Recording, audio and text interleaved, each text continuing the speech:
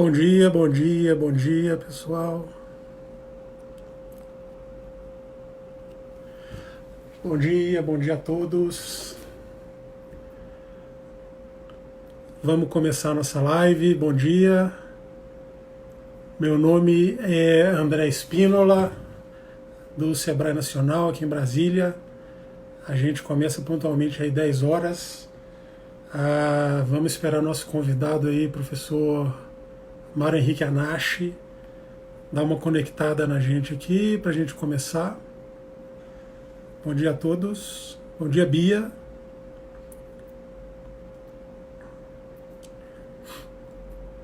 Bom dia, Beth Absoluta. Bom dia, bom dia. Pessoal, bom dia. Para quem chegou agorinha, meu nome é André Espínola, do Sebrae. Bom dia, Carol. Estamos só esperando o professor Mário Henrique se conectar com a gente aqui.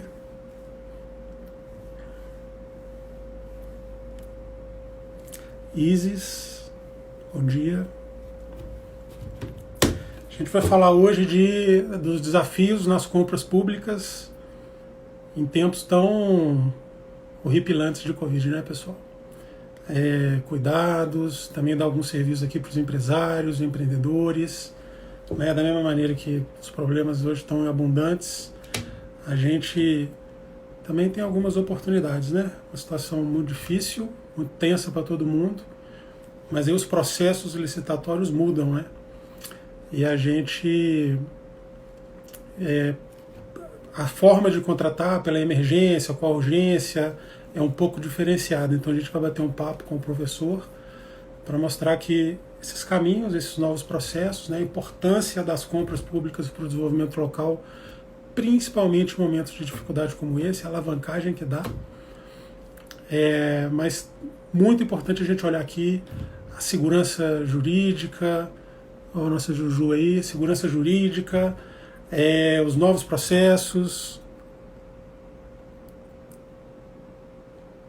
Vamos entrar aqui os processos, enfim, vamos bater um papo legal aqui, eu acho que vai ser bem denso, bem interessante.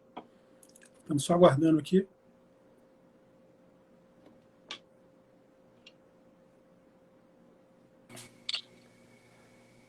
Bom dia, professora Nashi. Bom dia, André. Satisfação falar com você. Tudo bem? Tudo bem. Então, beleza. Eu estava dando uma introduzida aqui, mas então eu vou te apresentar, já te faço uma... Deixa eu ajeitar minha câmera aqui. A gente já começa a bater uma bola.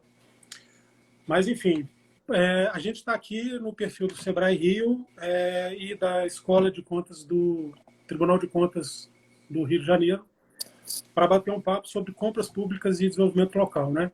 E também, principalmente, focado em pequenas empresas. Então, o professor Mário Henrique Anashi é um parceiro de longa data aí do Sebrae. Ele é auditor de controle externo e também professor dos cursos de controle interno e de pós-graduação da Escola de Contas e Gestão do TCE Rio, né, professor?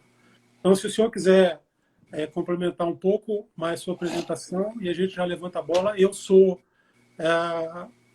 assessor no Sebrae Nacional e já trabalhei muito tempo com desenvolvimento territorial e com políticas públicas aqui no Sebrae, principalmente a parte da implementação da Lei Geral nos municípios. A gente tinha um foco, e o Sebrae ainda tem um foco muito forte nas compras públicas como alavancadoras do desenvolvimento local, né? E o município é o centro do desenvolvimento local, né? É o local de verdade onde as coisas acontecem. E aí tem a parte legal, tem a parte operacional, tem a parte comportamental, tem muitos gestores públicos aqui com a gente hoje. Então vai ser um papo muito legal, que vai valer tanto para os gestores quanto para os empreendedores. Professor, para levantar a bola para você, assim, para a gente fazer uma introdução, né? Covid, corona, crise, emergência, urgência, a gente estava vivendo um momento que ele é excepcional, não no bom sentido, no mau sentido. Tudo tem que ser feito muito rapidamente, com muita pressão, né? Quais são os princípios aí? Como é que o Tribunal de Contas tem olhado de forma macro para esse contexto todo, para a gente ter, como é que a gente encara de forma excepcional, do ponto de vista legal, do ponto de vista do controle, uma situação também tão excepcional e que é uma crise generalizada como nunca houve na história aí do mundo. Como é que o tribunal tem trabalhado isso em termos de grandes princípios? Cara, André, uma satisfação falar com você, te cumprimentar afetuosamente, agradecer aí ao Serviço Brasileiro de Apoio à Micro e Pequena Empresa, o SEBRAE, em especial sua representação aqui no Rio de Janeiro por essa oportunidade. Agradecer também à Escola de Contas e Gestão do Tribunal de Contas do Estado do Rio de Janeiro, na sua incansável luta pela difusão do conhecimento e aperfeiçoamento da gestão pública. O SEBRAE é um grande parceiro aí no desenvolvimento local e regional, tanto do ponto de vista econômico quanto do ponto de vista social. Além de, claro, aperfeiçoador da eficiência das políticas públicas e também do desenvolvimento tecnológico.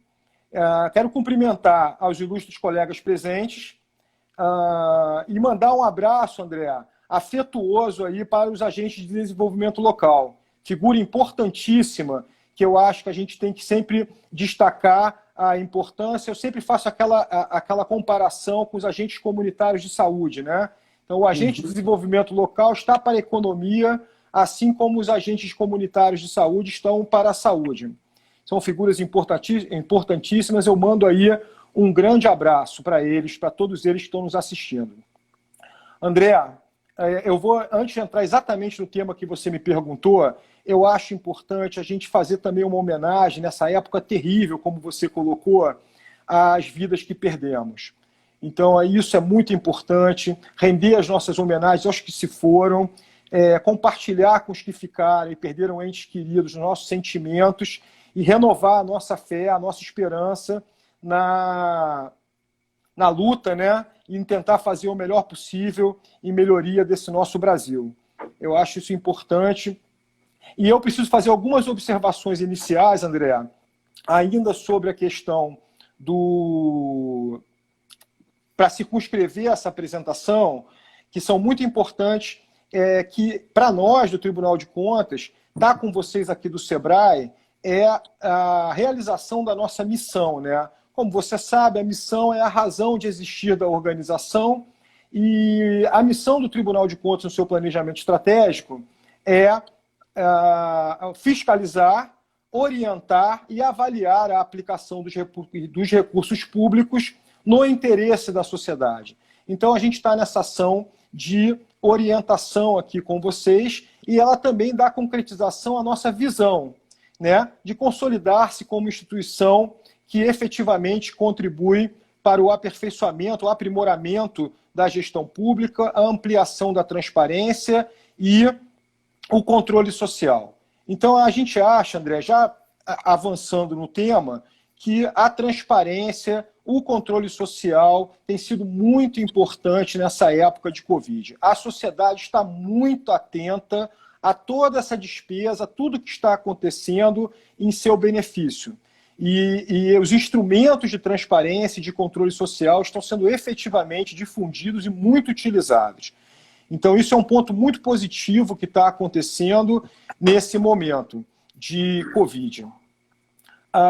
Eu também preciso fazer um registro inicial, André, porque, como você bem colocou, para nós do Tribunal de Contas, essa ação é uma ação docente. Eu estou aqui como professor, então é sempre bom registrar que as opiniões se dão sob a minha responsabilidade e não representam as opiniões do Tribunal de Contas e nem da Escola de Contas. O Tribunal de Contas é um órgão constitucional com função judicante em benefício da sociedade, e ele é um órgão colegiado, e ele fala pelo seu plenário.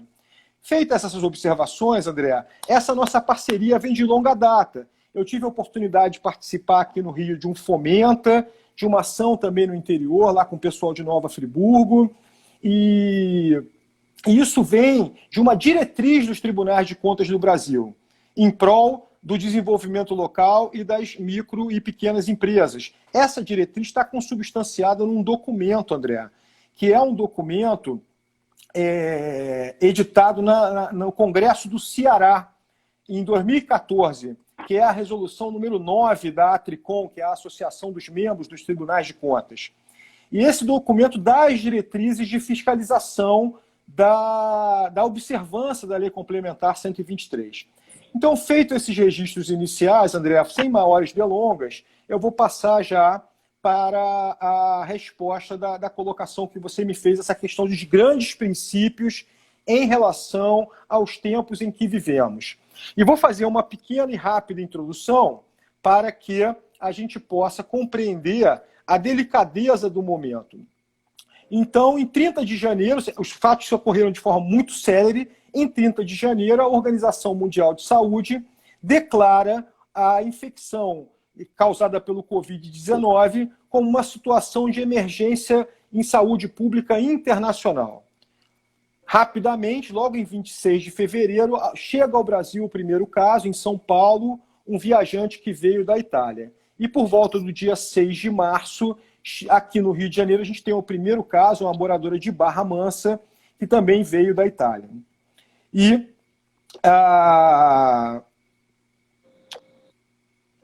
em 11 de março, a Organização Mundial de Saúde declara uma pandemia. Certo? Certo. E em 20 de março, o Congresso Nacional declara uma situação de calamidade pública nacional, pelo Decreto Legislativo 88 de 2020. Então, perceba, em cerca de 50 dias, saímos de uma emergência internacional para uma calamidade nacional, que é o momento em que vivemos, um momento de calamidade. Então, essas compras estão sendo feitas numa situação de calamidade pública, não é? Em que pessoas estão sofrendo, milhares e milhares de doentes, milhares e milhares de pessoas que nos deixaram, infelizmente.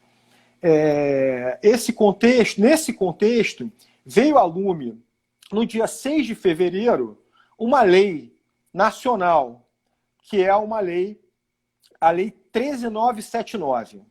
Essa lei veio para tratar das medidas de enfrentamento da situação de emergência internacional até então de infecção de Covid-19.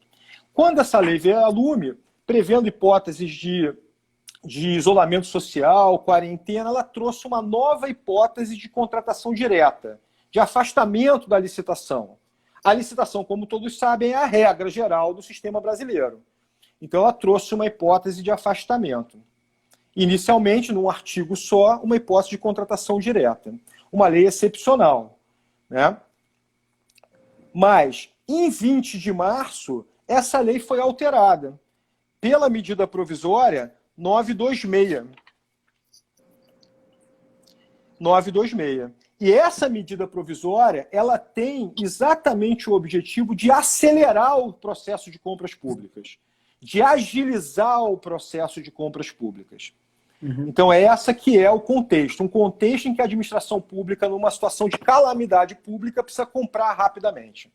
E tem uma lei federal dispondo sobre essa agilidade. Fala, André. Beleza. Não, é porque a gente fala alguma coisa do macro, né, dos princípios, lei, medida provisória. E o que isso traz de mudança, professor, nos processos operacionais das licitações? Exatamente. Então, assim, em relação à Lei Complementar 123, o que isso trouxe de inovação? Em relação ao tratamento diferenciado e simplificado para as empresas de pequeno porte e microempresas. Não trouxe nenhuma inovação. Uhum. Então, a questão é de aceleração do processo. Essa lei, o Tribunal de Contas, a Secretaria-Geral de Controle Externo, tão logo vê à lume essa medida provisória, propôs uma nota técnica levando aos gestores públicos uma interpretação muito detalhada e oportuna de como aplicar essa lei. Então, esse material está disponível no site do Tribunal de Contas. E, tão logo, também de forma muito tempestiva, a Escola de Contas desenvolveu uma ação educacional sob o nome de Dica que Conta, com uma série de vídeos para orientar gestores públicos sobre a aplicação dessa lei. É um material de muita qualidade, produzido pelo meu ilustre colega, Dr. Bruno Gameiro, e que se encontra disponível no site da Escola de Contas e Gestão. e acho que todos devem acessar depois da live para ter uma maior e mais profunda exame em relação aos diversos dispositivos da Lei 13.979, que a gente vai tratar aqui de forma bastante panorâmica. Então, essa lei trouxe o que objetivamente, André? A agilização, uma hipótese de contratação direta e simplificação de processos. Então, acho que as duas grandes inovações dessa lei é prever a possibilidade da administração pública elaborar um termo de referência ou um projeto básico simplificado. Essa que eu acho que é o que mudou, né? Além da contratação direta, a contratação direta, André, ela nunca se aplicou como benefício para as EPPs e MEs. Ou seja, isso nunca foi aplicado. Então não traz muita interferência no tratamento simplificado e favorecido. Agora, a administração pública passa a comprar de forma muito séria. Então ela tem nos seus processos uma simplificação, passa a poder fazer um termo de referência simplificado, com alguns requisitos que a lei elenca, e também passa a poder simplificar a sua pesquisa de preços. Segundo a jurisprudência dos tribunais de contas, a pesquisa de preços dependia da formação de uma cesta de preços com fontes variadas para ter um panorama mais amplo do preço de mercado. A lei facultou a administração a usar só apenas uma fonte, simplificando a pesquisa para dar celeridade ao processo. Então, o que isso traz? Uma maior responsabilidade das empresas que estão negociando com o poder público, tendo em vista os princípios da confiança recíproca e da boa-fé. A administração, mais do que nunca, depende da confiança recíproca com seus parceiros econômicos e da boa-fé de todos para poder que essas operações ocorram de forma a observar a economicidade. Então, aquele que está negociando com a administração passa a ter uma responsabilidade muito grande, que é o que consta, inclusive, da nossa nota técnica. Não apenas pela qualidade do produto que ele está entregando, como também pelos preços que ele está praticando. Eu acho que esse é um dado importante. Para efeito de licitação, o que muda? Então, esse é no processo interno da compra. E na licitação, o que mudou efetivamente com essa medida, com as alterações na Lei 13.979 pela medida provisória? Foi a redução do prazo no pregão. Então, antes, André, o pregão, ele precisava entre a publicação e a apresentação das propostas, transcorriam 8 dias úteis e esse prazo foi reduzido pela metade. Hoje transcorrem 4 dias úteis, no sentido de dar maior celeridade. E nas licitações, que deveria ser a regra, né, até porque o prazo foi simplificado, foi reduzido, né, aí continuam aplicáveis integralmente o tratamento favorecido e diferenciado previsto na Lei Complementar 123. Então, de forma muito breve, muito panorâmica, eu respondo dessa forma a indagação. Tá, a gente tem uma pergunta aqui do Fernando, eu vou guardar mais para o segundo momento e também dizer para todo mundo, vai mandando as perguntas que a gente está juntando aqui e na segunda parte da nossa live a gente vai fazer esse ping-pong, esse bate-papo em cima das perguntas.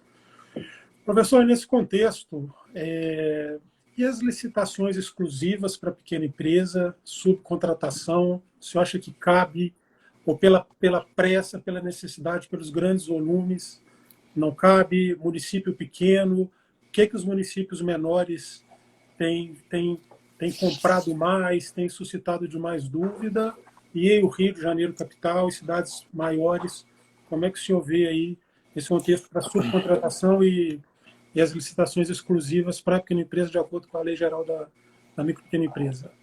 Então, permanecem válidas todas as hipóteses de tratamento favorecido e diferenciado nas licitações. Então, é preciso fazer um panorama sobre isso, André, porque assim, a gente está lidando com especialistas, pessoas que já têm familiaridade do assunto, e também com concidadãos que estão assistindo pela primeira vez. Então, existe uma lei complementar federal, a 123 de 2006, que prevê, dando concretude a um dispositivo constitucional, um tratamento favorecido e simplificado para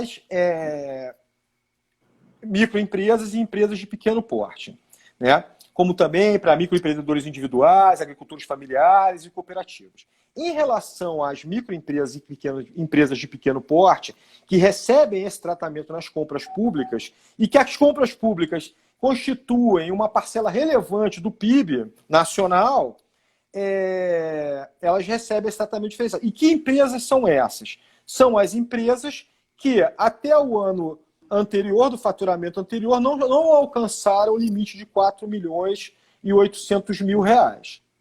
Né? Então, que tratamento é esse? Muito en passant, de forma muito panorâmica para quem não está assistindo. Esse tratamento, ele prevê uma série de benefícios. Entre eles, admite o diferimento da habilitação, né? Da comprovação da regularidade fiscal. Enquanto uma empresa normal, que não é EPP e EME, teria que, ao final de um pregão, por exemplo, comprovar a regularidade fiscal, a EPP e EME tem um prazo um pouquinho maior para poder comprovar. Um outro tratamento diferenciado, e esse sim que faz uma grande diferença, é o chamado empate ficto. Todos, né?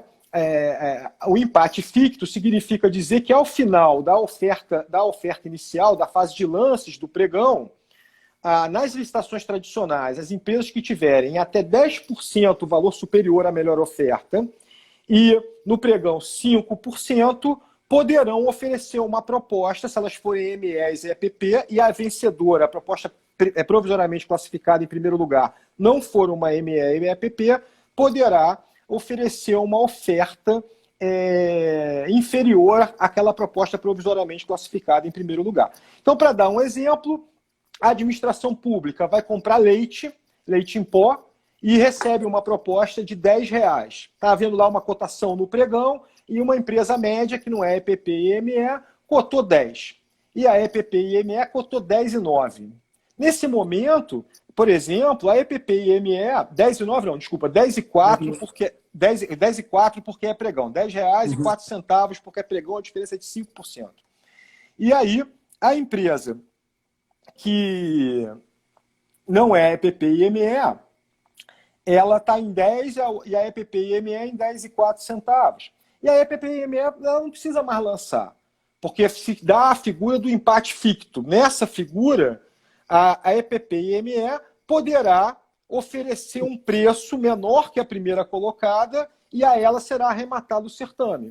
Então, esse é um diferencial muito grande. Um outro diferencial, para que as pessoas compreendam exatamente a pergunta que foi formulada, é que há licitações exclusivas para EPP e EME. E que licitações são essas? São todas as compras com valores inferiores a R$80.000. Então, todas as compras públicas com valores inferiores a R$80.000, feitas por licitação, deverão ser exclusivas para a EPP e EME. E isso se dá não apenas na licitação como um todo, mas em licitação por itens, em que se considera cada item uma licitação diferente. Cada item deverá, abaixo de R$80.000, deverá ser exclusivo para EPP e EME. Então, esse é um diferencial competitivo muito grande. Todas as compras abaixo de R$80.000 ou itens de compras no julgamento por itens será exclusivo de EPP e EME. E, além disso, você tem a cota reservada. Então, uma licitação com vários itens, vários abaixo de R$80.000, exclusivos para EPP e EME. Eventualmente, um item superior a R$80.000. Né? Então, vamos supor R$100.000 o valor do item. Deverá ser estabelecida uma cota reservada. Isso significa que esse item será desdobrado em 2, então ficará R$75.000 para ampla competição e R$25.000 como uma cota reservada para EPP e EME. Então, são benefícios competitivos. Além disso, a lei prevê a possibilidade de subcontratação em caso de obras e serviços, para que a empresa vencedora subcontrate empresas de pequeno porte e microempresas. Além disso, também a lei prevê, nessa hipótese de licitações exclusivas, a possibilidade de uma preferência a empresas, pequenos negócios, no âmbito local e regional. Então, feita essa introdução, André, a pergunta é: qual seria a importância, né, Eu acho, André, que é mais de uma questão de importância, é uma imposição legal. Nas licitações públicas deveriam permanecem, melhor dizendo, as licitações exclusivas previstas na norma. Então, essas licitações ainda deverão continuar sendo adjudicadas, ou itens de licitação, exclusivamente a EPPs e EMEs. Em relação à subcontratação, que é o outro aspecto que você me perguntou, essa é uma questão que, mesmo antes da pandemia, não vem sendo, pelo menos a experiência que eu tenho aqui no estado do Rio de Janeiro, tão exercitada assim. Por uma série de fatores, um tanto complexo, isso precisa estar previsto no edital, contemplado na proposta durante a licitação, a escolha dessas EPPs e EMEs. Para você poder dar uma preferência a uma EPP e EME situada local ou regionalmente, partindo da norma federal, né? Cada ente poderá ter sua norma, partindo da norma federal. O vencedor terá que ser situado local ou regionalmente. Então, isso foi muito pouco explorado. E acho que a gente pode tratar isso mais à frente um pouquinho, quando a gente for falar do que é necessário. Porque, assim, se a política pública se destinar efetivamente a ampliar os mercados, democratizar o acesso às compras públicas, você prever a subcontratação é uma questão essencial para desenvolver os pequenos negócios. Esse contato do pequeno negócio com o grande negócio, essa transferência de know-how e tecnologia é o que vai permitir o crescimento efetivo dessas pequenas empresas. Então, respondendo objetivamente, a licitação exclusiva permanece como obrigatória e a subcontratação ela precisa ser fomentada, André. Do ponto de vista da economia, só para contribuir também no debate, Sim. A participação de pequenas empresas nas cadeias de valor, que foi isso que você acabou comentando, no Brasil ela é muito baixa. Ela é muito baixa. Então a lei quis fomentar esse aspecto também, além da circulação econômica, desenvolvimento local, mas trabalhar pequena empresa numa cadeia grande de valor para que se possa alavancar em outros aspectos como a inovação, como você disse. E vale lembrar também que a lei geral, a lei complementar 123, ela é de 2006, né? Então ela já está mais do que sedimentada, já tem jurisprudência bastante relevante, até para o Tribunal de Contas da União. E para os empresários que estão tomando o pé agora dos conceitos, dos seus direitos, né? Vale lembrar que, como o senhor falou, eu vejo Brasil afora, o ponto que pegou mesmo foi a licitação exclusiva de até 80 mil. Os outros varia muito, é muito heterogêneo, uma hora um município avança e para, troca gestão, é muito desuniforme. Mas o empreendedor, o empresário, pode recorrer administrativamente, judicialmente, né, para fazer valer seus direitos. Isso é sempre bom a gente ressaltar, porque, inclusive, dentro do que você falou no início do controle social, é isso que muitas vezes faz uma lei pegar mais, né? Se o destinatário não exerce seu direito, aí fica meio aquele jogo, né? A gestão pública já tem aí N preocupações, uma parte de eficiência que ainda precisa melhorar bastante, está melhorando, vai ter que melhorar bastante. Se o controle social vem e o empresário, melhor ainda, né? Aí tem o empresário, tem o Ministério Público, tem associações de classe, sindicatos, eles podem fazer valer isso e isso pode pegar mais. E aí vale lembrar que já tem essa jurisprudência toda de TCS, TCU, tem a resolução da Tricom que você citou. Então está muito bem sedimentado, tem doutrina, então tem livros, tem cursos, tem professores renomados falando. Vocês aí na escola defendem isso, eu estou vendo que veementemente. Beleza. Então, para a gente seguir, né? Como é que a escola, como é que o tribunal, como é que a escola, você, o senhor como professor e com contato aí com todo esse ecossistema, tem muita gente aqui na live, eu estou achando que tem mais gestor público, agente de desenvolvimento, pessoal de comissão de licitação, eu estou achando que tem mais do que empresário, porque o pessoal está se manifestando aqui, mandando abraço, falando de onde que é. Como é que o senhor vê a importância da Lei Complementar 123, da Lei Geral da Pequena Empresa, e também para complementar um pouco a explicação, só que para o empresário se situar, não é uma lei que muda licitações, é uma lei que cria um tratamento diferenciado para a pequena empresa geral. O Super Simples está lá, ele é um capítulo da Lei Geral. O MEI está lá, ele é um pedaço do Super Simples. Aí tem compras governamentais, tem a desburocratização, alvará provisório, dispensa de fiscalização, a fiscalização orientadora. Tem uma série, tem um capítulo de inovação, né? Então é uma lei bastante ampla e a gente está falando hoje aqui de licitações de compras públicas. Como é que essas compras, como é que a lei faz o desenvolvimento local girar? Como é que esses mecanismos, como é que a licitação feita desse jeito que o senhor explicou aí faz o desenvolvimento local, faz a economia local melhorar, se alavancar? André, eu vou tomar aqui, dando continuidade à sua observação, e vou fazer alguns comentários antes de entrar na resposta sobre a questão do que tem sido feito também em prol da melhoria do ambiente de negócios. Então, a gente no Tribunal de Contas do Estado do Rio de Janeiro, ou melhor dizendo, no Tribunal de Contas do Estado do Rio de Janeiro, tem uma ação que me parece importante para a melhoria do ambiente de negócios, que é uma fiscalização muito rígida sobre o cumprimento da ordem cronológica de pagamentos. Então, o empresário e o administrador público, eles têm que seguir uma ordem nos seus recebimentos, para evitar favorecimentos, violação da isonomia. Então, isso é uma medida, André, que eu acho que, além da fiscalização da Lei Complementar 123, dá muita segurança aos empreendedores para negociar com o poder público. Porque sempre existia aquele medo de negociar e não receber, e a lei garante uma isonomia no pagamento. Então, eu acho que esse é um trabalho importante. Também dizer que as portas do tribunal, melhor dizendo, os protocolos do Tribunal de Contas estão abertos para que os empreendedores possam representar ou fazer denúncias em nome próprio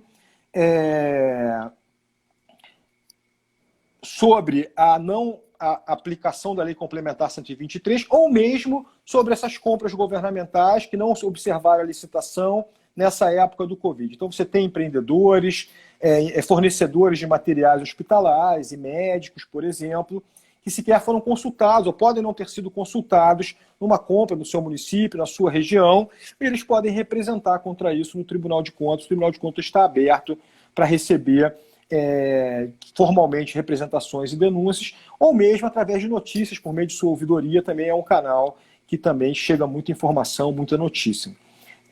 Dito isso, desenvolvimento local. Então, André, esse é um momento, a nossa atual situação em sociedade, a situação econômica do país, ela como eu falei no início, quer dizer, foi declarada uma calamidade pública. Então, se a gente pega aí as previsões, o Boletim Focus, por exemplo, já se fala num decréscimo do PIB que pode alcançar 10%. Então, embora haja uma despesa ali momentânea com saúde, a repercussão econômica de tudo que está acontecendo é imprevisível, na verdade. Né? Eu acho que nenhuma geração viveu algo parecido, inclusive. Acho que nem nossos avós, na crise de 29, viram alguma coisa do porte da recessão econômica que a gente está entrando. Então, isso é uma questão que, assim, nas empresas, microempresas, empresas de pequeno porte, eu lembro de um indicador que sempre a gente acompanhou, né? Que foi o tempo de vida do seu nascimento até 2 anos. E esse indicador não foi bom, ele chegou a chegar a quase metade de empresas fechando nos primeiros 2 anos, e isso com um trabalho muito árduo do Sebrae, essa situação foi melhorando, o tempo de vida foi aumentando, e eu acho que a gente chegou abaixo de 25% de... Agora, nesse momento, você imagina, André, o que vai acontecer com os pequenos negócios que estavam iniciando sua trajetória no âmbito de uma recessão desse tamanho. Eu acho que os economistas ainda vão inventar uma palavra para retratar essa situação no âmbito empresarial. Né? Não só pequenas e médias, mas grandes empresas vão deixar de existir. Então, isso é uma preocupação muito grande, André. E isso pega o Estado do Rio de Janeiro num momento de crise fiscal. Não só o Estado, como os municípios. A gente vive uma crise fiscal muito intensa. O Estado do Rio de Janeiro está em regime de recuperação fiscal. Vários municípios também se recuperando do ponto de vista fiscal.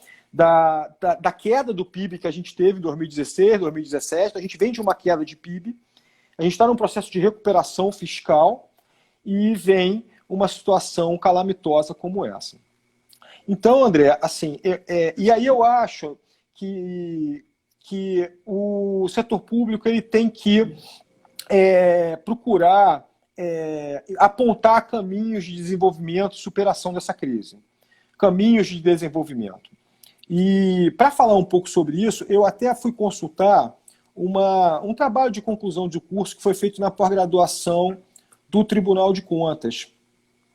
É um trabalho, ele foi apresentado em 2013, é um trabalho do colega André Luiz dos Santos Silva Júnior, intitulado A Economia do Conhecimento no Estado do Rio de Janeiro, uma estratégia de desenvolvimento urbano e regional. E esse trabalho é muito legal porque ele conjuga desenvolvimento urbano com desenvolvimento econômico.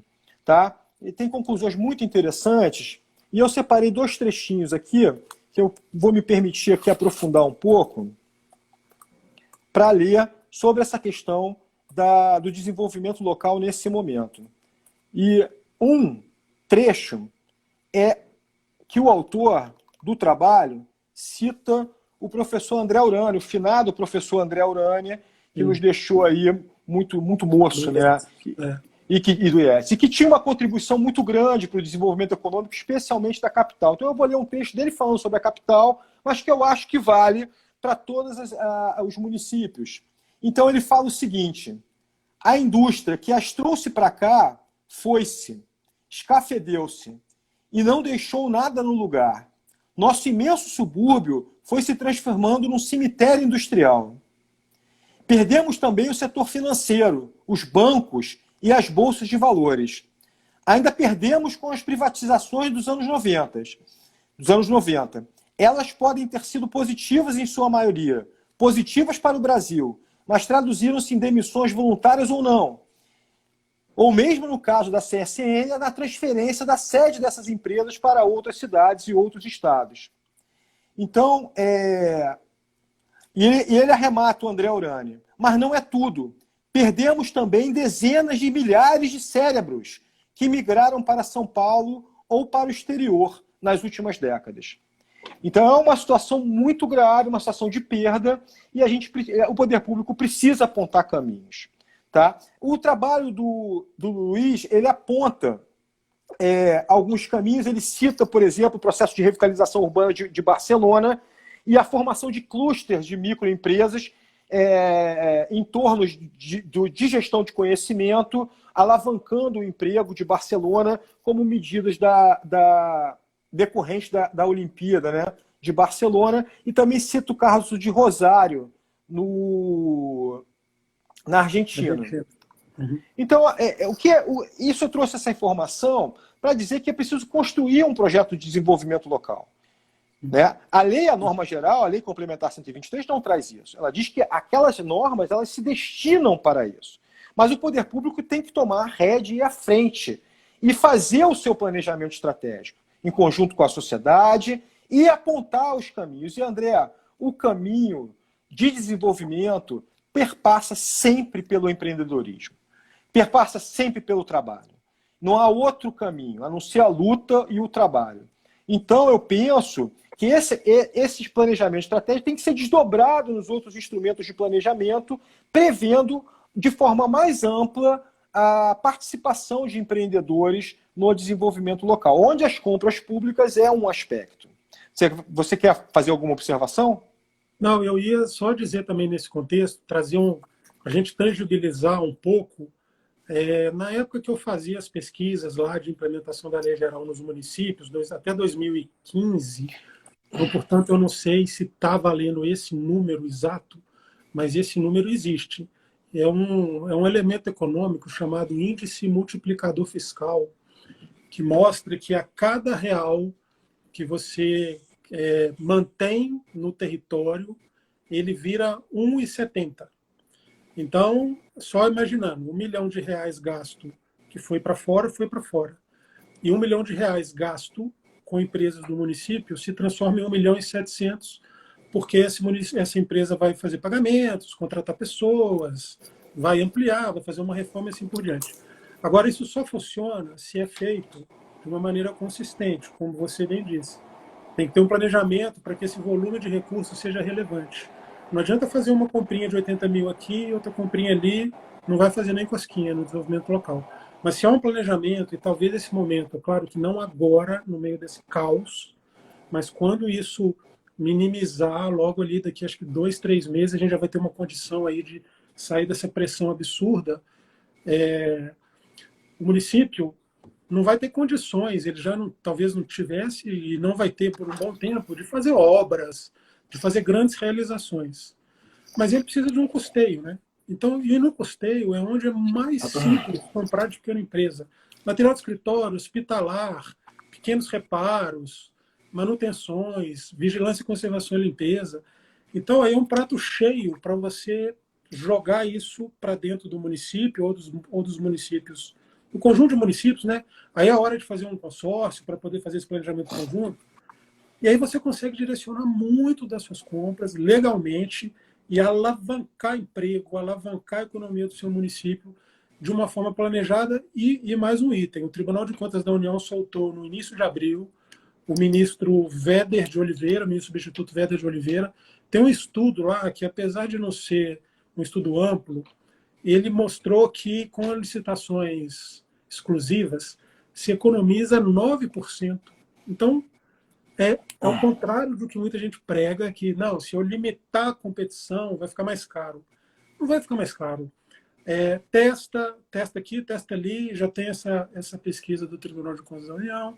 E mesmo que fique alguma coisinha mais caro, pensa nisso, isso vai desdobrar em 70% a mais no seu município, se o valor for um valor relevante, se o valor for um valor que impacte. Então, para isso vem o planejamento que você bem comentou e mais ainda, né, talvez se junte os municípios da região. O Sebrae tem seus projetos de fortalecimento da gestão pública, os agentes de desenvolvimento. Então, tem uma parceria nacional com a Confederação Nacional de Municípios só para isso, só para fortalecer e capacitar a gestão pública, e compras governamentais é talvez o maior pilar. Então, tem uma série de instrumentos para se fazer isso e você combater esses efeitos que vão durar um bom tempo. Eu falo em 2, 3 anos para a gente sair do caos pandêmico. Mas a gente vai ter efeitos econômicos aí 1 ano, 2 anos. É um negócio muito tenso. E aí o município, com esse planejamento, consegue reverter uma parte disso num ciclo virtuoso, né, professor? Que aí é bem isso que o senhor falou, mas tem que planejar bem. Exato. E, assim, então, no ponto de vista macro, ter um projeto de desenvolvimento que incorpore os empreendedores, né? A vocação econômica do local. É preciso encontrar vocações econômicas. Mas no âmbito das compras públicas, André, e até para evitar efeitos, por exemplo, que seja mais caro, ao contrário, né? Tentar ampliar a competição. O setor privado ele tem muito a contribuir com melhores práticas e principalmente com aumento de produtividade. E compartilhar esse aumento de produtividade com o poder público. Então, eu acho que essa questão ela não pode ser vista de forma de opostos, mas como uma união. Né? A lei trata dessa forma. A lei prevê esse tratamento para garantir o desenvolvimento local, do ponto de vista social e econômico, e a eficiência das políticas públicas, como também o desenvolvimento tecnológico. Então, isso não é uma questão, é uma imposição legal.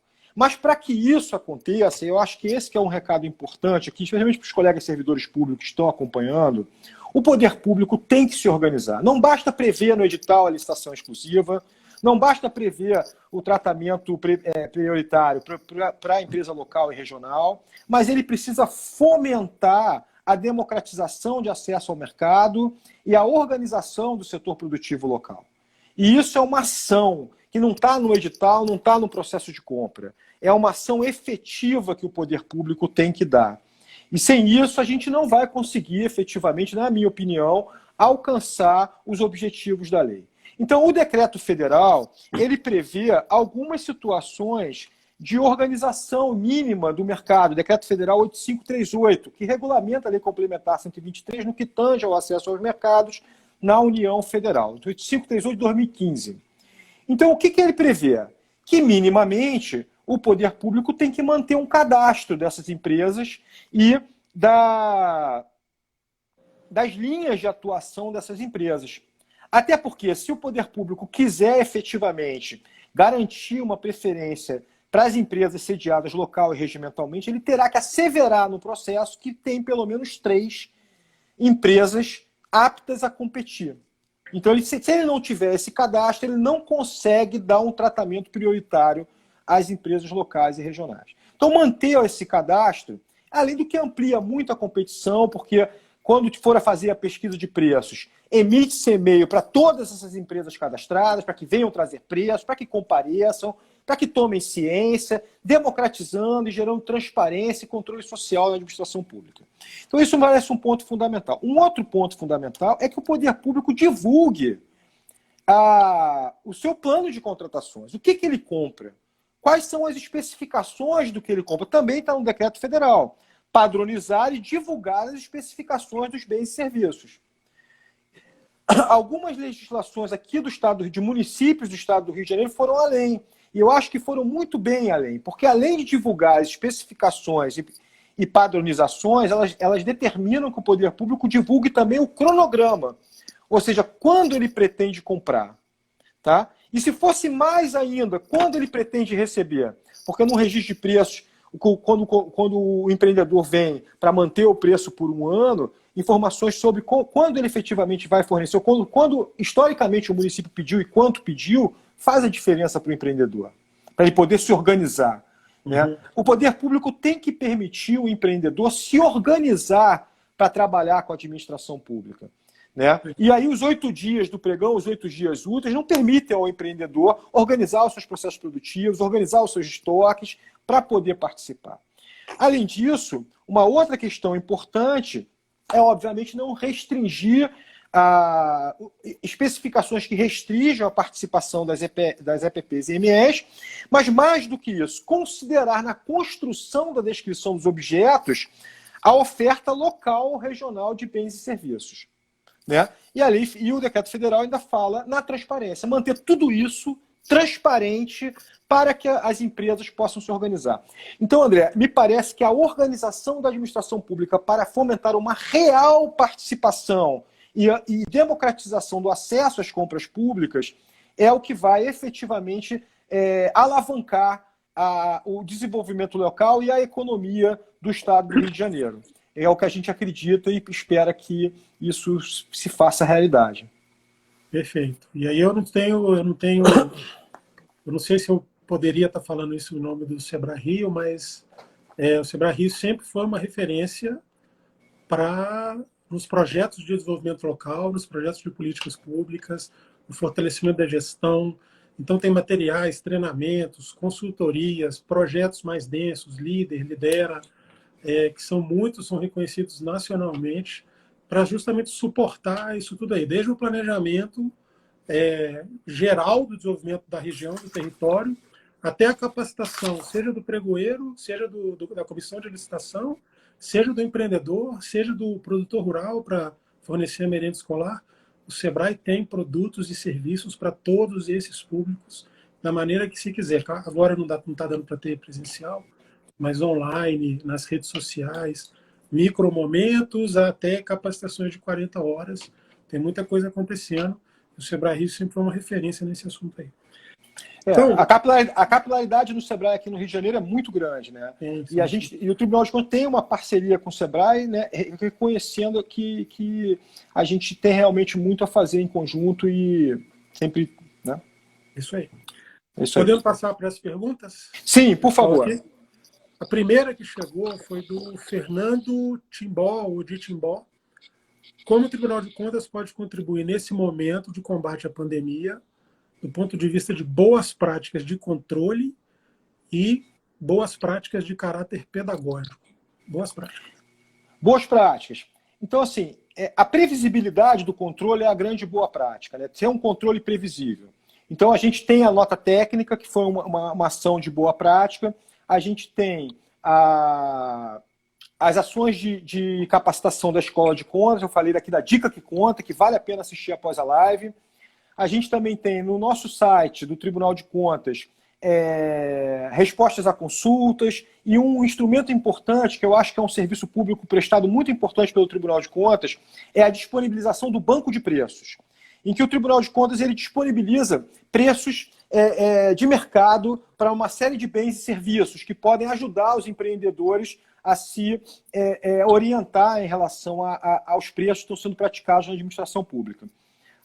Então, acho que são alguns serviços de boas práticas, eu posso citar assim de supetão.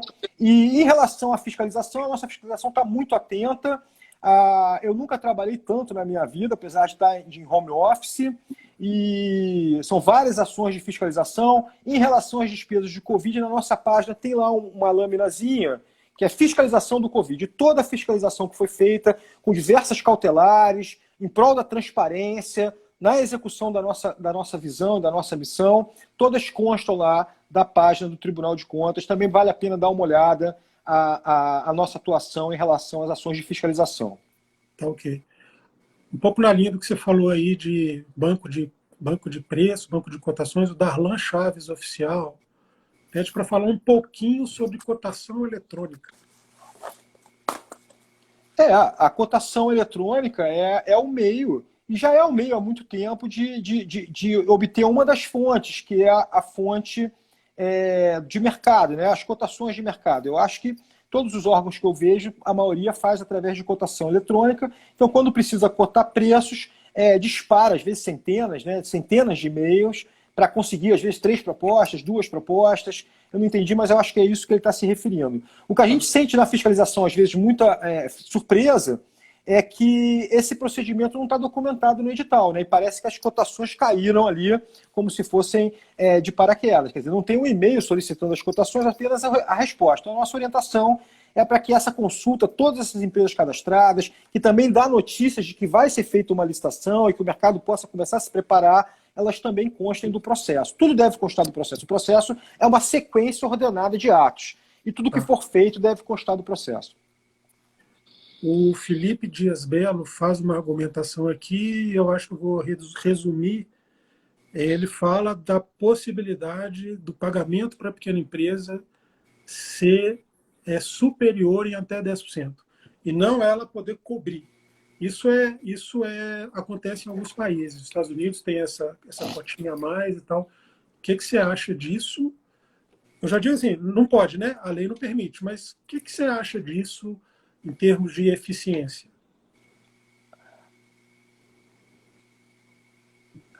São os preços de mercado, né? Então, assim, a administração não pode contratar acima dos preços de mercado. Ela está se gerindo com um valor, um bem disponível, que é o recurso público. Que é o recurso, na verdade, que não é recurso público, mas sim recurso dos contribuintes, que é bem de terceiros. Então, assim, salvo uma alteração legislativa, e aí eu não sei se ele perguntou, André, por conta de do que está dispondo acerca da preferência para empresas locais, localizadas locais ou regionalmente, que falam em 10%. Né?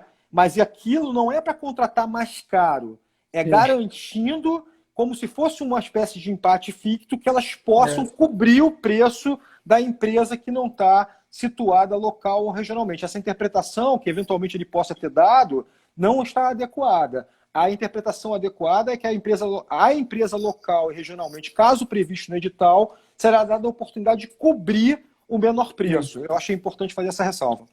Não, eu lembro, né, eu trabalhei muito, eu trabalhei no processo da lei geral inteiro, né?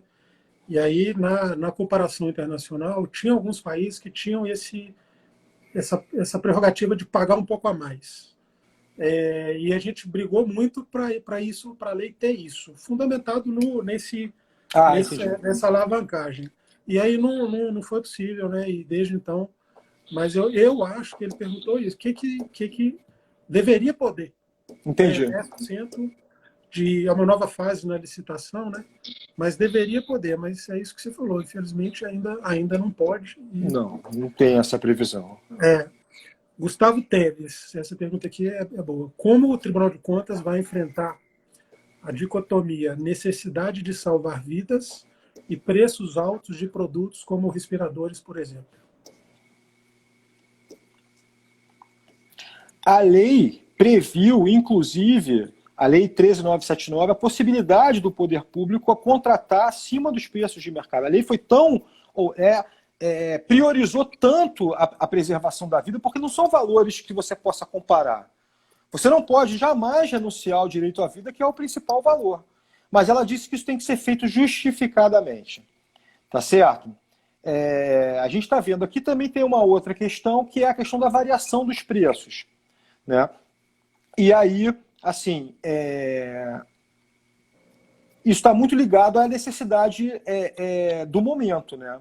O que eu acho que não é adequado ser feito é você pegar no momento do pico do preço e comprar quantidades muito superiores que você precisa usar naquele momento. Agora, se você precisa usar, né, documenta, justifica, eu acho que esse é o sentido da lei. Né? E a nota técnica do tribunal traz ali a responsabilidade do particular. Né? Se ele elevou arbitrariamente esses preços, ele poderá, na minha opinião, inclusive vir a responder pela Lei de Economia Popular.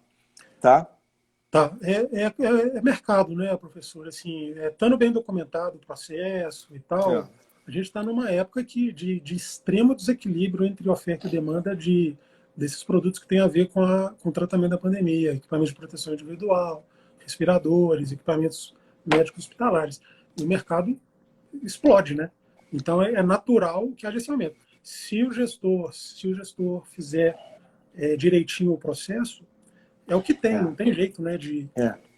Sem me alongar muito, ontem no noticiário saiu um caso que é curioso, em que o mesmo estado, né, o estado de São Paulo, um órgão pagou X e o outro pagou X mais 20%. Então essas situações é que causam, no mesmo momento, causam um pouco de...